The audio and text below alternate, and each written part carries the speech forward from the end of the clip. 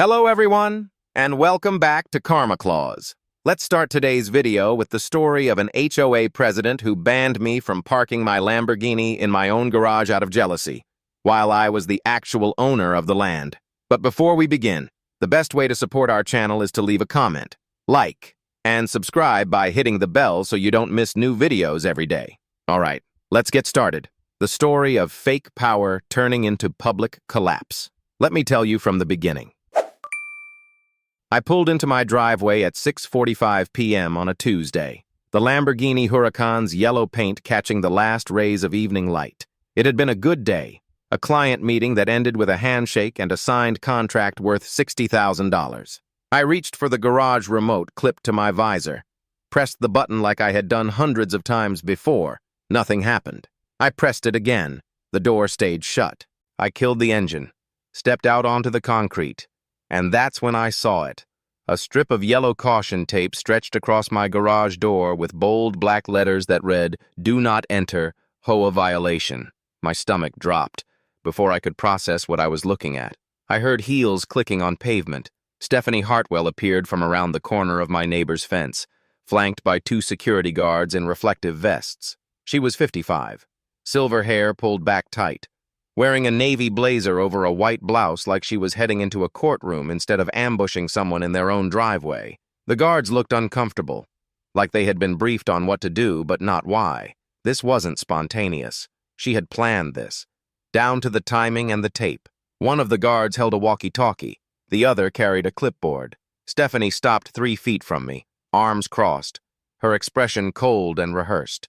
"Mr. Sullivan," she said, her voice clipped and formal. "As of today, your vehicle violates Ridgemont Estates Community Guidelines. Section 7.3, vehicles valued over $150,000 may not be parked in open view. This includes driveways and uncovered garages." I stared at her. "This is my garage, on my property. You don't have the authority to tell me what I can or can't park here." She didn't blink. "The HOA has jurisdiction over all properties within the community boundaries. You received the updated guidelines 3 weeks ago." I hadn't. I checked my mail religiously, and I sure as hell would have noticed a rule specifically designed to target my car. Stephanie pulled a folded document from her blazer pocket and handed it to me. It was a notice of violation, printed on HOA letterhead, dated that morning. The fine was $500 per day until I either moved the car out of sight or, as the notice suggested, considered alternative transportation options more suitable to community standards. I felt heat rising in my chest, but I kept my voice level. "I bought this land in 2019, before your HOA even existed. The deed is in my name. You don't have authority over property I owned first." Stephanie's lips curled into something that wasn't quite a smile. "The county recognized our jurisdiction when we incorporated. Every parcel within Ridgemont Estates falls under HOA governance. If you have an issue with that, you're welcome to appeal at next month's meeting." She turned to leave, then paused and looked back. "Or you could simply comply. It would save everyone a lot of trouble." The guards followed her down the driveway without another word. I stood there holding the violation notice, my mind racing. This wasn't about aesthetics or community standards. Stephanie had visited my house 6 months ago, right after I bought the Lamborghini. She showed up unannounced with a clipboard, asking questions about my income, my career, and how I could afford such a lifestyle. At the time, I thought she was just nosy. Now I realized she had been gathering information. I pulled out my phone and called my neighbor, Victor Lang, a 65-year-old retired accountant who had lived in Ridgemont longer than anyone. He picked up on the second ring. "Victor, did you get any notice about new HOA rules? Something about expensive cars." There was a pause, longer than it should have been. "Garrett, I wouldn't get involved if I were you. Stephanie has a way of making life difficult for people who push back." I pressed. "What do you mean?" His voice dropped, tight with something that sounded like fear. "She threatened to audit my HOA dues last year, found some bogus discrepancy and dragged it out for months. I can't go through that again." The line went dead before I could say another word. I unlocked my front door, went straight to my office. I kept my property documents in a metal lockbox on the top shelf, always within reach because I learned early in my career that legal protection starts with organization. I pulled it down, opened it, and found the original deed, the purchase agreement, and a large folded map I hadn't looked at in years. The previous owner, Dorothy Mitchell, had handed it to me at closing with specific instructions: keep this. It was surveyed in 2018 when the parcel was legally separated. Don't let anyone tell you this land is part of a collective. I unfolded the map on my desk. The boundaries were marked in red ink, clean and precise. In the bottom corner, barely legible, was a handwritten note: Parcel 2047-B independent, not subject to future subdivision restrictions.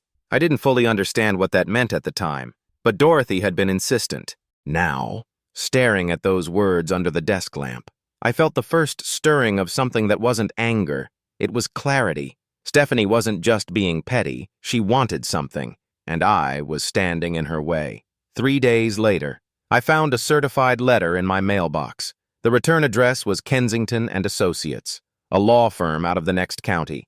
I opened it standing on my front porch, the morning sun already heating the pavement. The letterhead was expensive, embossed, the kind that's meant to intimidate before you even read the words. Notice of intent to place lien on property, it said in bold at the top.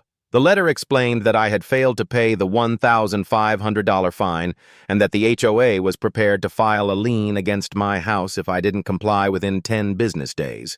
3 days of violations, and they had already escalated to legal threats. That kind of speed didn't happen by accident. Stephanie must have had this ready to go the moment she taped off my garage, maybe even had the lawyer on standby. A lien would tank my credit, make it impossible to refinance or sell, and give the HOA legal leverage to force a sale if the debt went unpaid long enough. I had built my career on software consulting, sold my startup 2 years ago for enough money to retire early at 42, and now some power-drunk HOA president was threatening to put a black mark on my financial record. I called the law firm. A paralegal answered, voice flat and professional, clearly reading from a script. Mr. Sullivan, the HOA has the authority to enforce community covenants. If you wish to dispute this, you may file an appeal at the next board meeting, scheduled for the 15th of next month. I asked if they had verified that my property was actually subject to HOA jurisdiction. She paused, just long enough for me to know she hadn't. The county recognized the HOA's boundaries when they incorporated in 2021. Your parcel is listed within those boundaries. I thanked her and hung up. I needed a real lawyer, someone who understood property law and wasn't afraid to fight an HOA with an inflated sense of authority. I scrolled through my contacts and found Harrison Grant, a real estate attorney I had worked with on a commercial lease dispute 3 years ago. He was sharp, methodical, and most importantly, he didn't take nonsense from anyone. I called him, explained the situation in under 5 minutes. He listened without interrupting, then said, bring me everything you have, deed, survey map, the court order, if there is one, and that letter from the HOA's lawyer. I'll clear my afternoon. I met Harrison at his office at 2 p.m. He was 48, graying at the temples, wearing a dress shirt with the sleeves rolled up and reading glasses perched on his nose. His office smelled like old books and coffee. I spread the documents across his desk, the original deed from 2019, the survey map Dorothy had given me, and the lien threat from Kensington and Associates. Harrison picked up the map first, studied it for a long moment, then looked up at me. This says your parcel was separated in 2018. If there's a court order backing that separation, the HOA has no jurisdiction over you. They can't enforce rules on property that was never part of their collective. He tapped the map. But we need to prove it. We need the court order from 2018, and we need to check if the county mistakenly included your parcel when the HOA filed their boundaries. I felt the first spark of hope. So this could actually work. Harrison nodded. If the separation is legitimate, Stephanie's lien threat is garbage. We just need the paperwork to back it up. I left his office feeling steadier, but something still gnawed at me. The speed of Stephanie's attack, the precision of it, didn't match someone acting on petty jealousy. There had to be more. I drove home, made coffee, and sat down at my kitchen table with my laptop. I started going through old emails, searching for anything related to the HOA, any communication I might have missed. I checked my inbox first, then my trash folder, then finally my spam. That's where I found it. Buried under promotional junk and phishing attempts. An email from 8 months ago. Subject line blank. Sender Shartwell, stephanie.personal@gmail.com. I had never opened it because my filters flagged it as suspicious. Now I recognized the name. Stephanie Hartwell. I clicked it open. The email wasn't addressed to me. It was a forward, probably sent to the wrong mailing list by mistake. The recipient was someone named Paul Drexler. I Googled the name and found a LinkedIn profile, Paul Drexler, Development Director at Summit Crest Development, a mid-sized real estate firm specializing in luxury community projects. The email was short, almost casual. Paul, if we can expand the common area on the east side by 0.3 acres, your wellness center project becomes feasible. I'm working on parcel 2047-B. We'll update soon. I read it twice, then a third time. Parcel 2047-B. That was my land. My stomach tightened. This wasn't just about enforcing rules or maintaining neighborhood aesthetics. Stephanie was planning something. She wanted my property, or at least access to it, and she was coordinating with a developer. I didn't know the full picture yet, but the pieces were starting to line up. The sudden rule change, the immediate lien threat, the pressure to sell or leave. She was trying to push me out so she could take the land and hand it over to this developer. I forwarded the email to Harrison with a single line, "Found something, call me in the morning." Then I closed the laptop and sat in the dark kitchen, listening to the hum of the refrigerator. Stephanie thought she could bully me into giving up. She thought I would fold under the weight of legal threats and social pressure. She had no idea who she was dealing with. I wasn't going to fight her with anger. I was going to fight her with paperwork, with evidence, with the one thing she couldn't manipulate: the law. 1 week later, I got a call from my bank. It was 11:30 a.m. on a Friday, and I was in the middle of reviewing a contract proposal for a new consulting gig when my phone buzzed. The caller ID said it was from the credit monitoring department. I answered, already knowing it wasn't good news. The representative was polite but direct. "Mr. Sullivan, we're calling to inform you that a lien notice has been filed against your property. This has triggered a flag on your credit report." I felt my chest tighten. The lien wasn't finalized yet. It was still listed as pending, but the damage was already done. I thanked the representative, hung up, and immediately called Harrison. He picked up on the first ring. "They filed it," I said. Harrison cursed under his breath. "That's aggressive. Even for an HOA. They're trying to force you into compliance before you have a chance to fight back. We need to move faster." I spent the weekend trying to focus on work, but the lien sat in the back of my mind like a weight I couldn't shake. By Monday morning, the other shoe dropped. I got an email from a company I had been negotiating with for months, a tech firm based out of Seattle that wanted me to consult on a cloud infrastructure overhaul. The contract was worth $80,000, a 6-month engagement that would have kept me busy through the end of the year. The email was short, polite, and devastatingly clear. "Mr. Sullivan, after completing our standard background and financial review, we've decided to move forward with another candidate. We appreciate your time and wish you the best in your future endeavors." I opened the attachments they had sent during the vetting process and found the credit report summary. Right there, highlighted in yellow, was the pending lien from Ridgemont Estates Homeowners Association. They hadn't said it outright, but I knew exactly why they pulled the offer. A property dispute signaled instability, risk, and the possibility that I might be distracted or financially compromised. The optics were bad, and that was enough. $80,000, gone because of Stephanie's power play. I sat at my desk for a long time, staring at the screen. The anger wasn't hot anymore. It was cold, focused, the kind that sharpens your thinking instead of clouding it. I grabbed my phone and pulled up the HOA website, found Stephanie's contact number listed under board information. I called her directly. She answered after 3 rings, her voice smooth and unbothered. "Mr. Sullivan, I was wondering when you'd call." I didn't waste time with pleasantries. "You filed a lien before the appeal window even closed. That's not protocol. That's harassment." Stephanie laughed, a soft, condescending sound. "The lien process is outlined in our bylaws. You had 10 days to pay the fine. You chose not to. Actions have consequences." I kept my voice steady, careful not to give away too much. "I'm starting to think this isn't about the car at all. I think you want something else." There was a pause, just long enough for me to hear her shift in her chair, a faint creak through the line. When she spoke again, her tone had changed, sharper, more defensive. "I don't know what you're implying, But if you have concerns about HOA business, you can bring them up at the next board meeting. Until then, I suggest you handle your outstanding violation." She hung up before I could respond. I sat back, replaying the conversation in my head, the pause, the shift in her voice, the sudden defensiveness.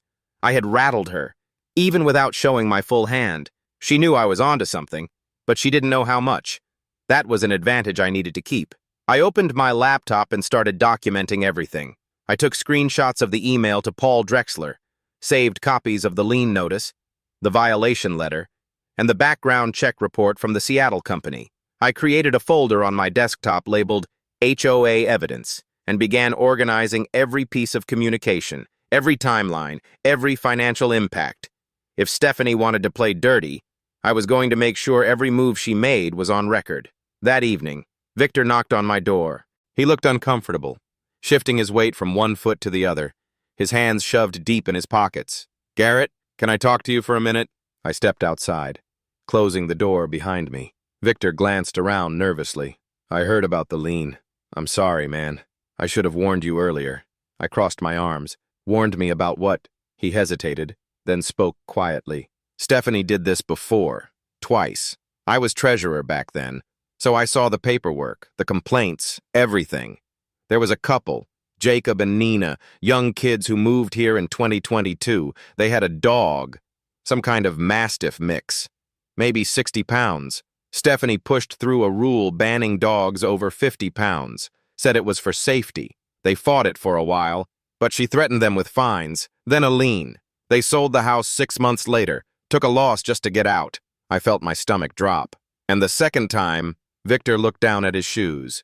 "Mr. Torres lived 3 streets over. He repainted his house without submitting the color for approval. Stephanie fined him, dragged it out for months. He spent $15,000 on legal fees and ended up repainting it anyway just to make her go away."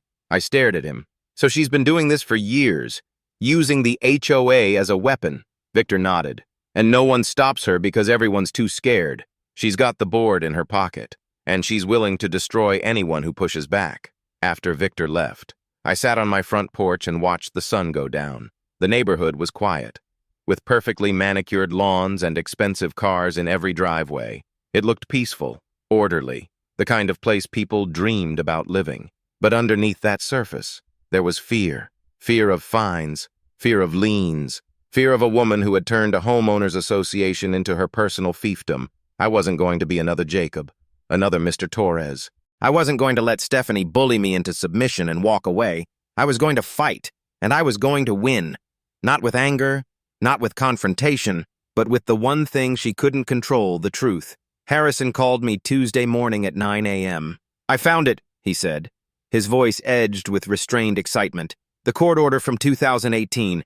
It took 3 tries. The county clerk kept sending me to the wrong department, and the archives are a mess. But it's there. Judge Helen Tran signed off on the separation of Parcel 2047-B from the master parcel. The language is explicit. Your land is independent, not subject to any successor HOA unless you explicitly consent in writing." I felt a surge of relief so strong I had to sit down. "So the HOA has no jurisdiction," Harrison confirmed. "Correct. But there's an issue. The HOA's plat map, the one they filed during incorporation in 2021, includes your parcel in their boundaries. That means the county accidentally recognized authority they shouldn't have." I asked what that meant for me. Harrison's tone sharpened. "It means we need an official correction from the county. That kills the lien, invalidates the fines, and exposes Stephanie for overstepping." I met Harrison at the county recorder's office that afternoon. The building was old, fluorescent lights buzzing overhead, rows of filing cabinets lining the walls. We requested a meeting with Barbara Ellis, the woman who had processed the HOA's incorporation back in 2021. Barbara was in her early 50s, glasses perched on her nose, polite but cautious when Harrison laid out the situation. He showed her the court order, then the HOA's plat map. This parcel was included in the HOA boundaries despite a prior court ruling. "We're requesting an official correction." Barbara studied the documents for a long moment, flipping between pages, cross-referencing dates. "I'll need to verify this with our legal department. If the court order predates the incorporation and explicitly exempts the parcel, we can issue a correction letter. But I need approval before I can commit to that. Harrison nodded. How long? Barbara glanced at her calendar. End of the week, assuming legal signs off. We left with a tentative promise, not a guarantee, but it was progress. The next step was independent confirmation. I hired a surveyor named Carl, a guy in his 60s who had been doing boundary work in the county for 30 years. I found him through a referral from Harrison, paid him $1,200 up front. Carl showed up Thursday morning with a tripod, a laser level, and a weathered notebook. He spent 4 hours walking my property line, taking measurements, and checking angles against the old survey map from 2018. When he finished, he handed me a handwritten summary on his company letterhead. Preliminary findings confirm your parcel matches the court-ordered boundaries. Independent separation. No overlap with HOA common areas. I'll have the official stamped report ready Monday. I thanked him, knowing the stamped version would carry more weight in any legal setting. Still, even the preliminary confirmation gave me confidence. The facts were lining up. By Friday afternoon, Barbara called. Legal approved the correction. I'm drafting the letter now. You'll have it by Monday. I felt the tension in my shoulders ease for the first time in weeks, with the court order, the correction letter, and the surveyor's official report coming in. I had everything I needed to prove the HOA had no authority over my land, but proof wasn't enough. I needed to go public. Stephanie had weaponized the HOA against me, and the only way to stop her was to expose what she had done in front of the entire community. I checked the HOA website and found the next board meeting scheduled for the 15th of the month. 3 weeks out. I registered for a public comment slot, which gave me 10 minutes to speak. Harrison advised me to prepare a visual presentation, something the board and residents couldn't ignore. I spent the weekend building a slideshow, organizing every piece of evidence into a clear narrative: the deed, the court order, the correction letter, the surveyor's findings, and Stephanie's email to Paul Drexler about the Wellness Center project. I also reached out to Robert Chen, a reporter I had met 2 years ago at a local business networking event. He covered city council and community issues for the Ridgemont Daily, and we had stayed in occasional contact. I sent him a brief message. There's a story brewing about HOA overreach and potential corruption. Board meeting on the 15th. Worth covering. He replied within an hour. I'll be there. And by the time the meeting date arrived, I had rehearsed my presentation 3 times, tightened every slide, memorized every transition. I knew the evidence inside and out. Stephanie thought she had cornered me, isolated me, forced me into submission. She had no idea what was coming. I wasn't just defending myself anymore. I was about to dismantle her authority in front of 120 homeowners, 4 board members, and a journalist with a notebook. There would be no walking it back. The community center meeting hall was already half full when I arrived at 6:30 p.m. Rows of folding chairs faced a long table at the front where the HOA board sat. Stephanie was in the center seat, flanked by the other 4 board members: Alan, a retired engineer in his 60s, Tracy, a marketing consultant in her 40s, Gerald, a soft-spoken accountant, and Donna, a school teacher who always looked uncomfortable during meetings. Stephanie wore a charcoal blazer, her silver hair pulled back tight, her expression calm and controlled. She didn't look at me when I walked in. Robert Chen, the reporter from the Ridgemont Daily, sat in the back row with a notebook open on his lap. Victor gave me a small nod from the 3rd row. By 7 p.m., the room was packed. 120 homeowners, maybe more, filling every seat and lining the walls. The air smelled like coffee and tension. Stephanie called the meeting to order, her voice crisp and formal. She ran through the usual agenda: landscaping updates, budget reviews, and upcoming maintenance projects. It was all routine, designed to bore people into compliance. 30 minutes in, she reached the public comment section. We have one registered speaker tonight, Mr. Garrett Sullivan. You have 10 minutes. I stood, walked to the front of the room, and connected my laptop to the projector. The screen behind the board table lit up with my first slide, a photo of my house, my driveway, and the yellow Lamborghini parked in front of the garage. The title read, "The Truth About Property Rights and HOA Overreach." I turned to face the room, ignoring Stephanie's icy stare. 3 weeks ago, I was told I couldn't park my car in my own garage. I was fined $500 a day, threatened with a lien, and told to comply or leave. Tonight, I'm going to show you why none of that was legal. and what the real motive behind it was. I clicked through the evidence slides quickly, keeping the explanations tight. The deed from 2019, the court order from 2018, separating my parcel, the county correction letter confirming the error. People shifted in their seats, some whispering to their neighbors. A man in the front row crossed his arms, skeptical. How do we know that's real? I gestured to the projector. Every document here is certified and notarized. The county recorder's office confirmed it in writing last week. Alan leaned forward, studying the correction letter on the screen, his brow furrowed. I could see the gears turning. He had signed off on the lien, but he had never seen this evidence. Now he was realizing something didn't add up. I moved to the next slide, the email from Stephanie to Paul Drexler. The room went quieter, but not silent. I read it aloud. Paul, if we can expand the common area on the east side by 0.3 acres, your wellness center project becomes feasible. I'm working on parcel 2047-B. Will update soon. A woman in the third row frowned. Wait, what wellness center? We were never told about a wellness center. Another voice from the back. Who authorized that? Stephanie's face had gone pale. She opened her mouth, but before she could speak, Tracy cut in, her voice sharp. Stephanie, we've never discussed any wellness center project in board meetings. What is this? I clicked to the next slide. Before I play this next piece of evidence, I want to clarify this state is a one-party consent jurisdiction, which means I can legally record conversations I'm part of. This is admissible. I played 30 seconds of audio from my phone call with Stephanie. My voice, I'm starting to think this isn't about the car at all. Stephanie's voice, tight and defensive. If you have concerns about HOA business, you can bring them up at the next board meeting. Until then, I suggest you handle your outstanding violation.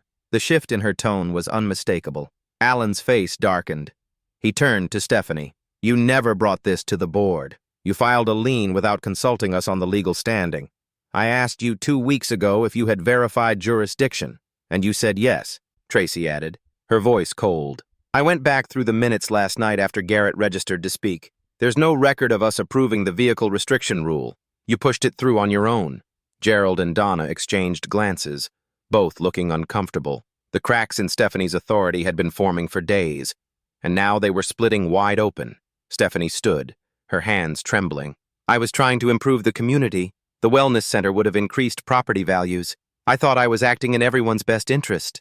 Her voice wavered. I made mistakes in how I handled it, but my intentions were good. Alan shook his head. Intentions don't matter when you abuse your position. You pursued a private development deal using HOA authority, threatened a homeowner with no legal standing, and acted without board approval. He glanced at the other board members. Under Article 12 of our bylaws, the board may vote to remove an officer during a public session if misconduct is substantiated. I move to remove Stephanie Hartwell from her position as HOA president, effective immediately. Tracy seconded. Gerald nodded. Donna hesitated, then raised her hand. 4-0. Stephanie stared at them, her composure finally breaking. You're making a mistake. Alan's voice was firm. We're correcting one. Stephanie grabbed her purse and walked toward the door. The room was silent except for the sound of her heels on the tile floor. The door closed behind her with a dull thud. No one moved for a moment. Then someone in the back started clapping.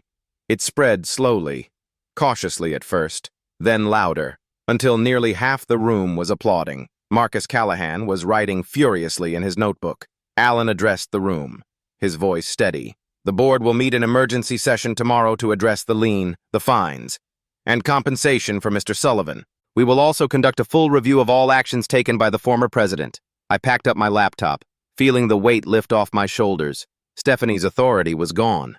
The truth was public. Justice wasn't just theoretical anymore. It was real, witnessed by over 100 people, and there was no undoing it. 2 weeks after the board meeting, I received a certified letter from the new HOA president, Alan. Inside was a formal apology, signed by all 4 remaining board members, along with a check for $95,000.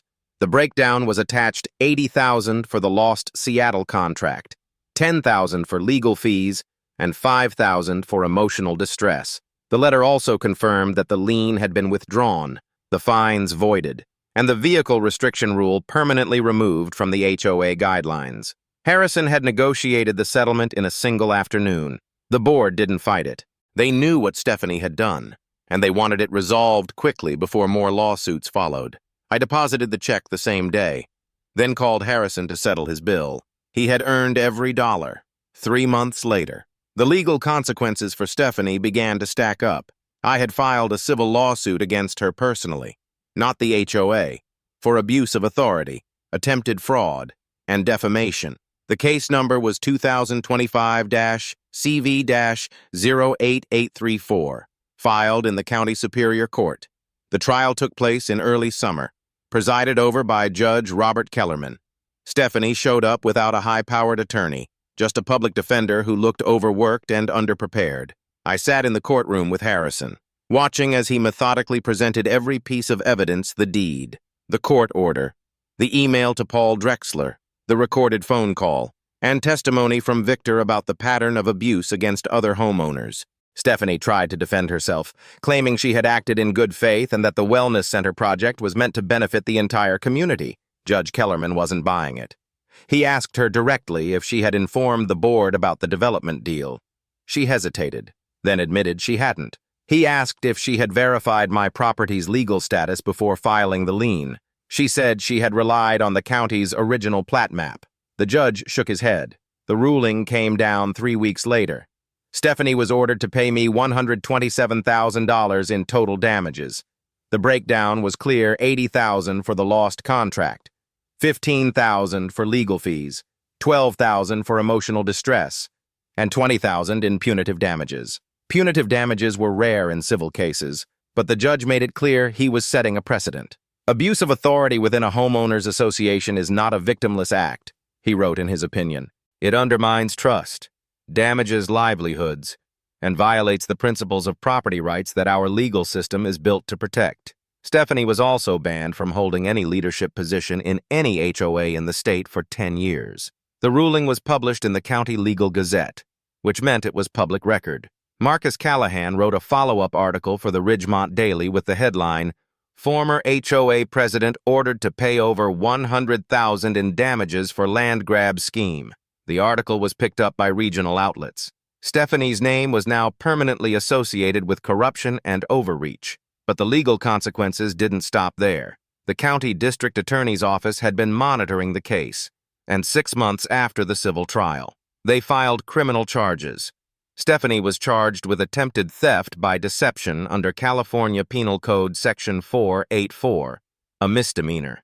The charge carried a maximum sentence of 180 days in jail and a $5,000 fine. The criminal trial was shorter, less than 2 days. The DA presented the same evidence I had used in civil court, along with testimony from Paul Drexler, the developer, who admitted under oath that Stephanie had approached him about acquiring my land for the wellness center project. Drexler claimed he had declined once he learned the land wasn't actually under HOA control, but the damage was done. The jury deliberated for 3 hours and returned a guilty verdict. The judge sentenced Stephanie to 6 months of probation, 200 hours of community service, and a $5,000 fine. No jail time, but the conviction stayed on her record. She also lost her part-time job at a local real estate brokerage after the firm decided her criminal record posed a liability. 2 months later, her husband Gerald filed for divorce, citing irreconcilable differences and loss of trust. Stephanie sold her house in Ridgemont Estates at a loss and moved out of the county. One Saturday morning, 6 months after the criminal trial ended, I stood in my driveway with a custom metal sign I had commissioned. It was brushed aluminum, 12 inches by 18 inches, with engraved lettering that read, "Private Property, Parcel 2047-B, Independent Ownership, No HOA Jurisdiction, Per Court, Order 03/1/2/2018. I mounted it on the wall next to my garage door, drilling the bolts in myself. Victor walked by with his dog and stopped to read it. He smiled. "That's perfect." I stepped back, looking at the sign.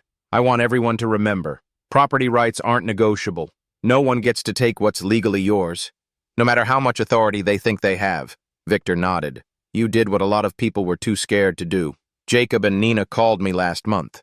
They're thinking about suing their old HOA for what happened to them. I felt a small surge of satisfaction. Good. They should. I walked back to the garage, pressed the remote, and the door rolled up smoothly. The yellow Lamborghini sat inside, exactly where it belonged. I had parked it there every night since the board meeting, and no one had said a word. I didn't drive it often anymore, but that wasn't the point. The point was that I could. The point was that my property, my rights, and my dignity had been restored.